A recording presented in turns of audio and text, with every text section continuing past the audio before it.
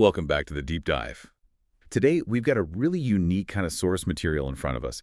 We are going to be diving into a highly structured personal data set. That's right. It's a self-reported document titled This Week in Review, or TWIR, and it covers week 46 of 2025. And, for anyone who hasn't seen one of these, a TWIR isn't just a diary. It's like a rigorous data dump where you, the learner, are quantifying everything. Sleep metrics, coding, you name it. It's all in there. It's an honest, unfiltered look at reality. So our mission today is to, get past just reading the numbers and really analyze the core tension that this log captures. And that tension is huge, isn't it? It's this question of how you maintain consistency when life just throws things at you, like an injury, for instance. Exactly. This log is almost a perfect blueprint for understanding not failure, but a successful pivot. And we'll see how that stable foundation, the core health goals, actually gave you the freedom to radically shift focus toward pure curiosity when, that structured work just wasn't possible. It's a fascinating look at self-management in action. So let's start with those health metrics. The story here is really one of recovery, especially with sleep. Week 45 was not great. A shaky 6.0 hours on average. Yeah, real bust. Yeah.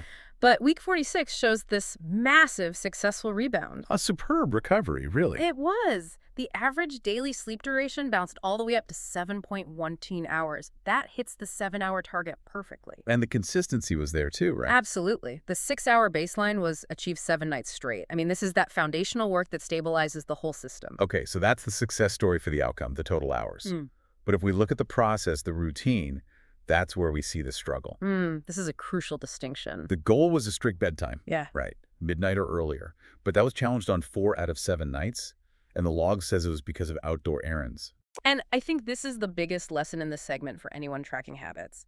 You restored the sleep quantity, but the discipline of the wind-down routine, that was still fragmented. So you got the hours in, but the pattern was still a bit chaotic. Precisely. The late dinners, the chores, it all meant the routine wasn't internalized. Restoring duration is one thing. Restoring the routine flow, that's another level of difficulty altogether. Speaking of difficulty, let's turn to activity levels. This is where we see that counter-narrative of constraint. Right. The daily walking count averaged 7,609 steps. So it's still easily beating the 6,000-step goal. That's still pretty good. It's very good, but it was also a sensible and intentional decrease from the week before, which was over 8,100 steps. And that decrease was strategic. The tracking immediately flagged a really low point.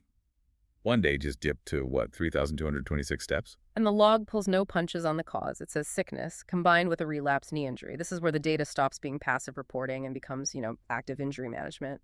I have to wonder, though, could that relapse have been avoided? I mean, was that 8,100 step average maybe pushing the system a little too hard to begin with? That's an excellent point.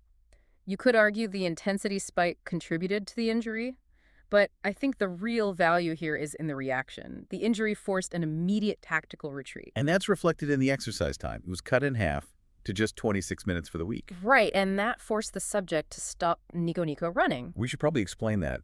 For listeners, Nico running is often about maintaining a certain pace, which carries a much higher impact risk, especially for a recovering knee. Exactly. So the injury forced a switch to pre-established lower impact alternatives. This is just smart self-management. The adjustment was perfect. Lower the duration from 10 minutes to 5 or switch to the 6-minute HII workout. And HIT, when done carefully, can give you those systemic benefits in a really short, controlled burst, right? Minimizing joint strain. That's the idea. And the log even mentions returning to swimming, which shows you're actively looking for more injury-safe options. Diversifying. So the knees force the retreat, and you can immediately see the domino effect when we look at the diet tracking. Yeah, it all connects. The log noted a slight gain, a net gain of 0.3 vol kilograms. Now, overall weight is stable, but it's a minor reversal of a healthy trend. Okay, but I think we need to challenge that data point a bit. Couldn't 0.30 kilograms just be, noise, just daily fluctuation? How reliable is that link back to the injury? That's a fair question, but the way the log is written, the subject already made that causal link themselves. They attribute the gain directly to the exercise adjustment and the diet timing. When you cut your exercise intensity in half, your caloric balance has to shift, unless you instantly adjust what you're eating. And connecting that to the bigger picture, the data seems to confirm it. The gain is a predictable signal, not just noise, especially when you add in the late dinners, sometimes at 9 p.m. Which affects not just calories, but the sleep routine we were just talking about. Exactly. All these goals are interconnected. They're systems that communicate immediately. The interesting thing is the food itself seems incredibly stable. Oatmeals, cooked salads, eggs, miso soup. So it wasn't a failure of quality, but more about timing and balance, all driven by those external constraints. Precisely. And that leads us perfectly to the mental state. The log notes consistency in meditation short sessions, walking meditations, and the overall mood is described with just one word: stoic. And why is that one word so critical here? Because stoicism in this context isn't apathy, it's emotional stability. A stable, rational mood is the bedrock that lets you absorb setbacks, the knee, the weight gain, and analyze them without spiraling. Right. It lets you say, my system needs a pivot instead of, I failed, I quit. That stoic perspective is the enabling state for the massive creative pivot we're about to get into. Okay, this is where it gets really interesting, because the energy truly flowed. The health goals were stable enough that when the injury hit, the energy didn't just vanish. It successfully pivoted. It's like the law of conservation of energy for personal goals. Yeah. It moved away from the highly structured, daily technical stuff and into pure curiosity. The log shows writing shifted almost entirely towards gardening and photography. And it was explicitly driven by field trips to nurseries and photo walks during grocery runs. The constraint in one area just opened up the flow in another. And what about the coding goals? The usual daily contributions, the PRs, to languages like Go or Rust, they were much less consistent. And when they did happen, they were mostly typo fixes. Typo fixes, which for you, the learner, is actually genius. It's the definition of low-friction habit maintenance. When you're injured or your mental energy is low, doing some huge new feature is impossible. But a quick typo fix keeps the chain unbroken. It keeps the habit alive without demanding deep mental effort. It is strategic minimalism at its best. But the real energy, the passion, was clearly channeled into the personal project, Fotolab. This is described as a project to manipulate mobile phone photos to match a specific aesthetic. That project is the magnet of curiosity here. And even though the results are judged as not optimal, they're also called a good start. That perspective is so crucial. You are defining progress by iteration, not by immediate perfection. Which just lets the learning process keep going. Unimpeded, yeah. Now, there were also external factors. The log mentions the start of the monsoon season, cooler weather, more rain. Environment drives behavior. It's a textbook example. Outdoor gardening chores became impossible, so the focus immediately shifted indoors. Field trips, transplanting seedlings. And the bigger, heavier tasks, the plant rack, decluttering, they're just sensibly parked for later. You're adapting your work to the environment to maximize efficiency. It's smart. And speaking of efficiency, we have one of the most satisfying wins of the week, I think. Home improvement. Oh, yeah. Finally fixing the leaking toilet in half an hour. That half-hour toilet fix is such a critical moment of validation.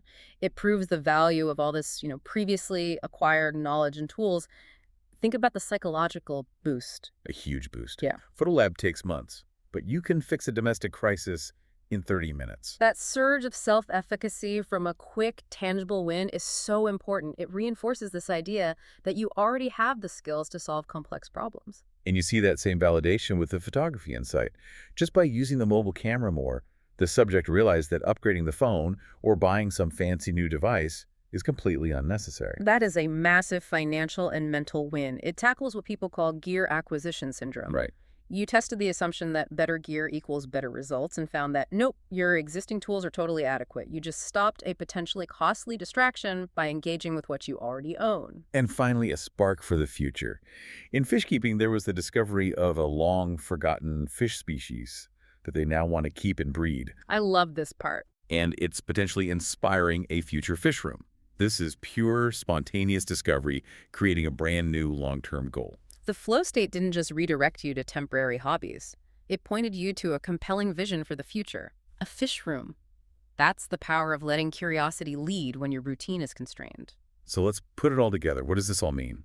Week 46 was defined by a successful recovery in sleep and a very necessary smart adaptation in exercise because of the injury. And the energy didn't just dissipate, it pivoted. It moved aggressively from those high-friction, structured tasks like heavy coding to low-friction, curiosity-driven exploration. The nurseries, the photo walks, finding that next great hobby. Mm-hmm. The lesson here for you, the learner who gave us this log, is that this kind of meticulous tracking lets us be so precise about why our flow changes. This wasn't a failure of willpower. It was a tactical redirection. Driven by physical constraint, the injury, the environment, the monsoon, and the pull of compelling new interests, the forgotten fish species. The overall balance shifted drastically, but the foundation held fast. 7 hours of sleep, stable weight, a stoic mood. It's a testament to stability-enabling change. So given the satisfaction of fixing that toilet in half an hour and that powerful realization about the mobile camera, how often do we, in our own lives, underestimate the value of our existing tools and experiences? Until a problem forces us to test them. Right, until a constraint forces us to really see what we've already got. That is the thought to chew on this week. Are you pushing through constraints that really demand a pivot? Or are you letting your energy strategically flow toward new discovery? Use this deep dive mindset to track where your energy is really going. A great way to put it. Thanks for joining us for this analysis of week 46. We'll see you next time on the Deep Dive.